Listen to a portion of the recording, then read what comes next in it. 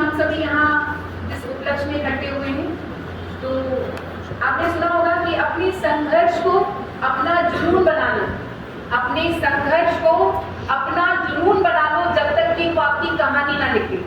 तो एक ऐसी ही कहानी के रचयिता आज हमारे साथ जुड़े हुए हैं रिदम कटारिया जी, और यूपीएससी 2024 की परीक्षा में रैंक 370 इन्होंने ऑल इंडिया में हासिल की है। एक बार सभी लोग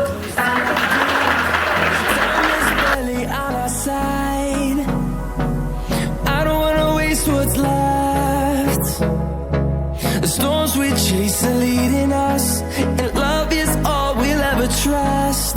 Yeah, no, I don't wanna waste what's left. And on we'll go, through the wastelands, through the highways, till my shadow turns to sun rays. And on we'll go, through the wastelands, through the highways, and on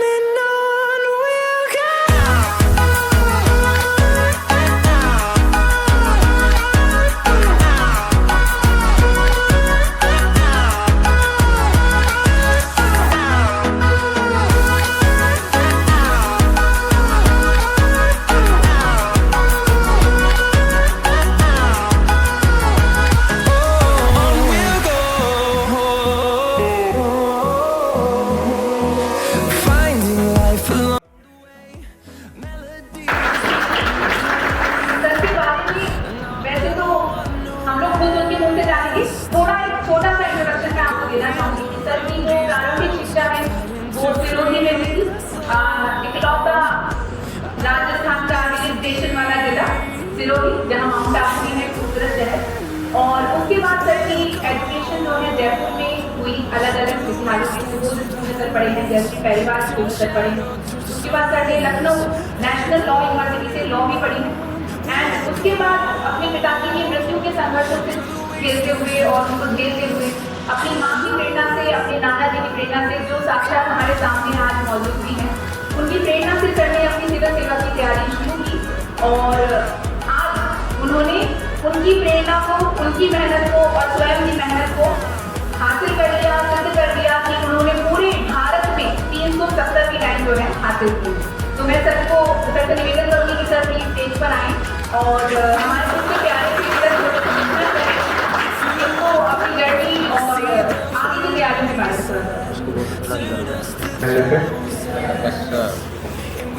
ma'am ने बहुत अच्छा introduction दिया। आप सभी को सबसे पहले धन्यवाद कि आप यहाँ आए, सुनने के लिए आपका कीमती समय निकाला। और लक्ष्मण सर, मेरी माता जी हैं, कौशल सर थे, नाना जी, सभी को धन्यवाद कि वो आप आए। मेरे बारे में मैम ने बहुत अच्छा बताया। I think more and last सबको पता है मैं क्या हूँ, बट थोड़ी सी जर्नी अपनी और शेयर करूँगा सिविल सर्विसेज रिलेटेड, जिससे कि आपको भी पता चले कि किस तरह से प्रिपरेशन होती है और आप किस तरह से कर सकते हैं अगर आपको प्रिपेयर करना है तो। फर्स्ट ऑफ ऑल, मैंने सिविल सर्विसेज का जो बीज था, जिसे बोलते हैं, जो सीड सो किया था, वो मेरी मदर ने किया था मेरे लिए, क्योंकि वो खुद एक गवर्नमेंट डिपार्टमेंट में टीचर हैं। तो जिसे बोलते हैं कि अध्यापक ही अपने शिष्य को या बच्चे को एक सही गाइडेंस दे सकता है, तो उन्होंने भी वही किया। सकते हैं, हाँ, डेडिकेशन, डिटर्मिनेशन और परसिवरेंस, ये तीन जो शब्द हैं, वापस रिपीट करता हूँ, डेडिकेशन, डिटर्मिनेशन और परसिवरेंस।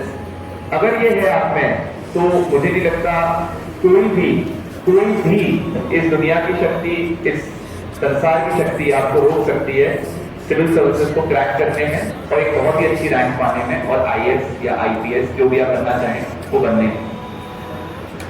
अब आता है बात कि किस तरह से डेडिकेशन, डिटर्मिनेशन और परसिवरेंस को मेंटेन करना है और किस तरह यूपीएससी को फर्क पड़ता है और ना ही आपको फर्क पड़ना चाहिए, क्योंकि यूपीएससी को फर्क नहीं पड़ता, राइट। हिंदी मीडियम का भी उतना ही रिजल्ट अच्छा आता है जितना इंग्लिश मीडियम छात्र का आता है।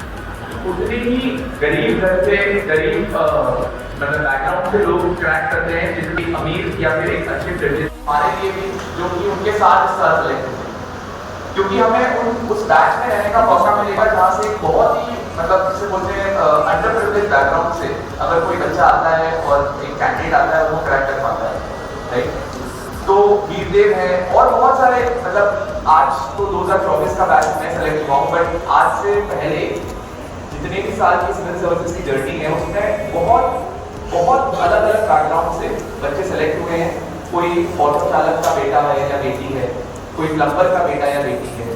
तो इस तरह से आप समझिए कि ऐसा कुछ भी नहीं है कि आपके पास पैसा होना चाहिए या फिर आपके पास एक अच्छा बैकग्राउंड होना चाहिए, सोसाइटी में स्टेटस होना चाहिए जिससे कि आप सेलेक्ट हो पाए। ऐसा कोई भी मापदंड नहीं है यूपीएससी। रही बात अब किस तरह से स्टार्ट करना है, आप यहाँ पे मेजर की बैकग्राउंड वही है जो 12th ग्रेजुएट है या फिर ग्रेजुएट हो चुके हैं कॉलेज से। दोनों के केस में जो बेसिक स्टडी मटेरियल होता है वो सबका सेम है, क्योंकि यूपीएससी का सिलेबस अगर आपने देखा है तो प्रीलिम्स का सिलेबस यूपीएससी के नोटिफिकेशन में लिखा होता है और मेंस का नहीं लिखा होता है। जो भी आपका ऑप्शनल है आप एक डिसाइड कीजिए सबसे पहले तो ऑप्शनल आता है, क्योंकि मेंस में आपको एक ऑप्शनल के 2 पेपर देने होंगे, राइट। तो आप अपना ऑप्शनल डिसाइड कीजिए, जो भी आपका बैकग्राउंड है ट्राई कीजिए, अगर वो हो पाए आपसे प्रिपेयर तो वो करिए, वो बेस्ट है। अगर नहीं हो पाता है, कुछ लोग इंजीनियर्स होते हैं और टेक्निकल सब्जेक्ट है क्योंकि इंजीनियरिंग तो नहीं कर पाते प्रिपेयर, तो फिर सोशियोलॉजी या पॉलिटिकल साइंस, इंटरनेशनल रिलेशंस इस तरह के ऑप्शनल लेते हैं और वहाँ से भी क्रैक करते हैं। तो आप अपना सबसे पहले ऑप्शनल डिसाइड करके और उसको अगर तटस्थ रहिए कि ये नहीं होना चाहिए कि 2 अटेम्प्ट के बाद आपको लग रहा है कि नहीं ऑप्शनल में नंबर कम आ रहे हैं तो मैं ऑप्शनल चेंज कर देता हूँ, क्योंकि आप समझ रहे हैं वो जर्नी स्टार्ट होगी फिर वापस। एक नया ऑप्शनल प्रिपेयर करना उतना ही मुश्किल है जितना आपको एक पूरे ऑप्शनल को ग्रेजुएशन में तैयार करना है। तो ट्राई करिए कि एक बार ऑप्शनल लीजिए और उस पर अड़ी रहिए। दूसरा आता है प्रीलिम्स की बात। अगर प्रीलिम्स से स्टार्ट करते हैं, मैं अपनी जर्नी बताता हूँ कि मैंने कैसे प्रीलिम्स के लिए स्टार्ट किया और मेरे को लगता है कि प्रीलिम्स में मेरा कंपैरेटिवली एडवांटेज अच्छा था इन जीएस पेपर्स। जो 2 पेपर होते हैं अगर आपको पता है प्रीलिम्स की स्कीम में, एक सीसैट होता है, एक जीएस होता है। तो जीएस में मेरा कमांड शुरू से अच्छा था, मैंने 2 अटेम्प्ट किए, सेकंड अटेम्प्ट में मेरा सिलेक्शन हुआ। हालांकि फर्स्ट अटेम्प्ट में मेरा जीएस क्लियर था बट सीसैट में मैं नहीं कर पाया। तो जीएस के लिए जो स्ट्रैटेजी मैंने बेसिक फॉलो की है वो ये थी कि आप सबसे पहले एनसीईआरटी कंप्लीट कीजिए। बेस्ट सिलेक्शन वहीं से होता है। तो एनसीईआरटी की UPSC asks you very basic questions, but basic में आपसे पिक करेंगे वो आपसे। आपको लगेगा कि हर ऑप्शन ये तो सही है, बट उनमें से कौन सा ज्यादा सही है वही निकालने की ट्रिक है और वही आपको जो आप प्रिपरेशन करते हैं उसमें सिखाते हैं। तो अगर आप एनसीईआरटी से अपना सिलेबस कंप्लीट कीजिए सबसे पहले, उसके बाद आप जाइए जो एडवांस बुक है, जैसे कुछ सब्जेक्ट्स की बुक्स जो होती हैं वो एनसीईआरटी से नहीं हो पाती है। जैसे पॉलिटी की बात करता हूँ तो लक्ष्मीकांत जिसे बोलते हैं बाइबल फॉर पॉलिटी, तो और मॉडर्न हिस्ट्री की बात करते हैं तो अपार्ट फ्रॉम बिपिन चंद्रा जो बाइबल है जो स्टैंडर्ड बुक्स हैं सब फॉलो करते हैं, तो वो आपको भी करना होगा। अब रही बात प्रीलिम्स से हटके कि प्रीलिम्स में क्या वो चीजें जो आपको एज दिला सकती है, क्योंकि पढ़ते सभी वही चीजें हैं, एनसीईआरटी, लक्ष्मीकांत, स्पेक्ट्रम एक्सेट्रा। मेरे को लगता है मेरे को जो एज दिलाती थी वो न्यूज़पेपर्स है, और न्यूज़पेपर से जो करंट का लिंकेज होता है वो सबसे ज्यादा इंपॉर्टेंट था मेरे लिए, क्योंकि न्यूज़पेपर्स आप सभी पढ़ सकते हैं। इंडियन एक्सप्रेस, हिंदू, दो जो स्टैंडर्ड न्यूज़पेपर्स हैं जो इंग्लिश मीडियम के छात्र पढ़ते हैं। हिंदी मीडियम का मैं नहीं कह सकता क्योंकि मैं इंग्लिश मीडियम से था, बट हिंदी मीडियम के भी बहुत अच्छे आई थिंक दैनिक नवज्योति है और जनसत्ता वगैरह न्यूज़पेपर्स हैं जो लोग पढ़ते हैं, बट आप फिर भी कंफर्म कर लीजिएगा क्योंकि मैं हिंदी मीडियम के लिए नहीं बोल सकता। बट जो इंग्लिश मीडियम का है, हिंदू और इंडियन एक्सप्रेस, उनसे आप ये ट्राई कर सकते हैं कि जो रेलेवेंट इन्फॉर्मेशन है वो आप लीजिए और अपने या तो आप ऑनलाइन अगर नोट्स बनाते हैं तो ऑनलाइन, और अगर ऑफलाइन बनाते हैं तो ऑफलाइन। उनमें सब्जेक्ट वाइज जैसे आप सिलेबस देखेंगे तो जीएस 1, 2, 3, 4 4 पेपर होते हैं जीएस के, तो सब्जेक्ट वाइज अपनी एक बुक बना लीजिए या एक ऑनलाइन मटेरियल जैसे आप नोट करते हैं वो कर लीजिए। जैसे जीएस 1 का आपने जो भी इंपॉर्टेंट रेलेवेंट न्यूज है वो जीएस 1 में आप डालें, जीएस 2 में इसी तरह से और जीएस 3 में इसी तरह से। अभी को यूज कहाँ करना है बताऊंगा, पर एक बार के लिए आपको ये करना है कि स्टैक करके और इन्फॉर्मेशन आपने रख ली। ये तो होता है जीएस का काम, ये प्रीलिम्स में आपको काम करेंगे क्योंकि आप रिवाइज करेंगे उन्हीं चीजों को बार बार, तो आपको जीएस में एज मिलेगी और आप कट ऑफ से ज्यादा स्कोर कर पाएंगे और एक एश्योरिटी रहेगी कि मैं मेंस लिख ही रहा हूँ हमेशा। रही बात सीसैट की, देखिए सीसैट में आप जिस स्थान पे, मैं भी उसी स्थान पे, मेरा सीसैट इतना अच्छा है नहीं, बट स्टिल आई मैनेज। किस तरह से, क्योंकि मैं नॉन टेक्निकल बैकग्राउंड से हूँ तो सीसैट थोड़ा मुश्किल होता है मेरे लिए, मैथ स्पेशली, बट आप ट्राई कर सकते हैं मैथ का एक ही रास्ता जो मेरे टीचर्स भी कहते थे और आज भी मेरे को लगता है वही सत्य है कि प्रैक्टिस।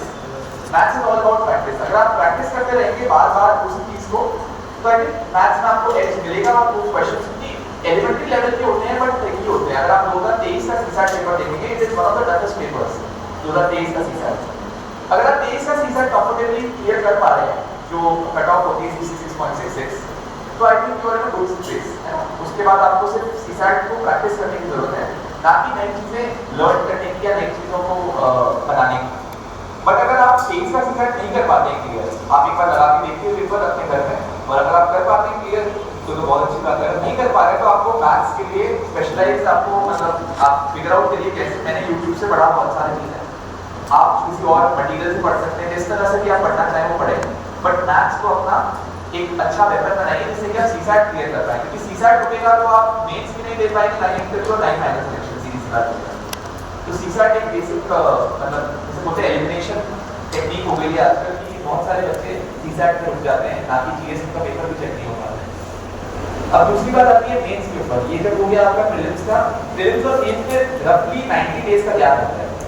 90 डेज में आपको ये मानिए कि प्रीलिम्स से मेंस में ट्रांजिशन करना है। अब वो किस तरह से होगा, आपको 4 पेपर मिलते हैं जीएस के, 2 पेपर होते हैं आपके ऑप्शनल के, टोटल 6। उसके बाद 2 होते हैं आपके लैंग्वेज पेपर्स जिसे कहते हैं हिंदी या इंग्लिश, वो कंपल्सरी पेपर्स हैं आपको देने पड़ेंगे।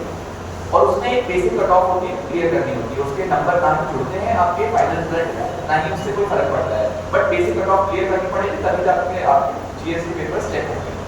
और लास्ट पेपर एक जो बच गया जिसे बोलते हैं बहुत ही रैंक बनाने वाला पेपर जिसे मैं समझता हूँ ऐसे, और बहुत ही इंपॉर्टेंट पेपर है। उसकी इंपॉर्टेंस मैं आपको समझाऊंगा। स्टार्ट करते हैं एसएससी। ऐसे फर्स्ट पेपर होता है जब आप मेंस लिखने जाते हैं। और ऐसे आजकल अगर आप टॉपिक्स देखेंगे तो बहुत ही फिलोसफिकल या एब्स्ट्रैक्ट जिसे कहते हैं उस तरह के टॉपिक्स आते हैं। मेरे को भी याद है जो इस बार टॉपिक था वो हैप्पीनेस में था, खुशी के ऊपर, राइट। तो अब हैप्पीनेस के उसमें आई थिंक ये था कि it is not a journey but a destination happiness, right. तो इस तरह के टॉपिक्स आते हैं जिसमें मतलब there is no end to it, open ended questions हैं और ओपन एंडेड ही ऐसे बनेंगे उसके। ऐसे के लिए आप ट्राई कर सकते हैं कि एक स्पीकिंग स्क्रीन नाम का कॉलम आता है टाइम्स ऑफ इंडिया में इंग्लिश मीडियम छात्र के लिए। वापस मैं जो भी चीजें कह रहा हूँ वो ज्यादातर इंग्लिश मीडियम छात्रों के लिए एप्लीकेबल है क्योंकि मैंने उस तरह से अपनी पढ़ाई की है। हिंदी मीडियम के लिए आप और चीजें भी देख सकते हैं बाकी टॉपर्स से भी, क्योंकि यूट्यूब वीडियो जैसे सब से देख सकते हैं। स्पीकिंग स्क्रीन नाम का एक कॉलम आता है टाइम्स ऑफ इंडिया, वो एक बहुत ही अच्छा ऐसे के लिए जैसे बोलते हैं फॉर्डर मटीरियल वो एक्ट करता है। क्योंकि वहां से आप ऐसे के लिए रेलेवेंट कोर्स तो ले ही सकते हैं बट आइडियाज, फिलॉसफीज, इन सबको एक्सरसाइज कर सकते हैं और इन्हीं के रिगार्डिंग आपको ऐसे लिख भी सकते हैं। तो ट्राई कीजिए कि स्पीकिंग फ्री कॉलम जो कि टाइम्स ऑफ इंडिया का पार्ट है आप बार-बार उन्हें पढ़ें, रोज पढ़ें अगर हो सके पॉसिबल। और अगर रोज नहीं भी हो पा रहा है तो आप कटिंग वगैरह जो भी चीजें उसकी लेकर और आप पढ़ें उसको। तो ऐसे के लिए वो हेल्प करता है। सेकेंडली आप टॉपर्स के ऐसे पढ़िए। टेलीग्राम में आप सब लोग होंगे, टेलीग्राम इस यूपीएससी का मक्का जिसे बोलते हैं, वहाँ पे सब मटेरियल अवेलेबल है टेलीग्राम पे। टेलीग्राम पे आप ट्राई कीजिए जो यूपीएससी टॉपर्स के चैनल्स होते हैं उनको फॉलो करके जिनकी ज्यादा अच्छे नंबर होंगे यूपीएससी ऐसे पेपर में, क्योंकि सबकी मार्कशीट मोर और लेस अवेलेबल है आजकल। आप देखिए इसके ज्यादा नंबर हैं और उस टॉपर का आप ऐसे पढ़िए। मेरे को भी याद है विक्रम ग्रेवाल सर हैं, अगर आपने नाम सुना होगा, he is an IAS officer, Indian foreign services officer है। उनके ऐसे में 160 थे आई थिंक हाईएस्ट है आज तक के, और किसी के होंगे तो मुझे नहीं पता but it is one of the highest 160। और उनका अगर आप ऐसे पढ़ेंगे तो आपको पता चलेगा कि क्यों 160 है। मतलब इट इज क्लास पार्ट। अगर आपको लगता है कि ऐसे किस तरह से लिखा जाता है, जो बेसिक्स ऑफ ऐसे होता है ना, अगर आपको सीखना है किस तरह से लिखना है ऐसे को, वो आप विक्रम ग्रेवाल सर का ऐसे पढ़ें। उसके अलावा भी बहुत सारे ऐसे होंगे जिन्होंने बहुत अच्छे नंबर पाए हैं।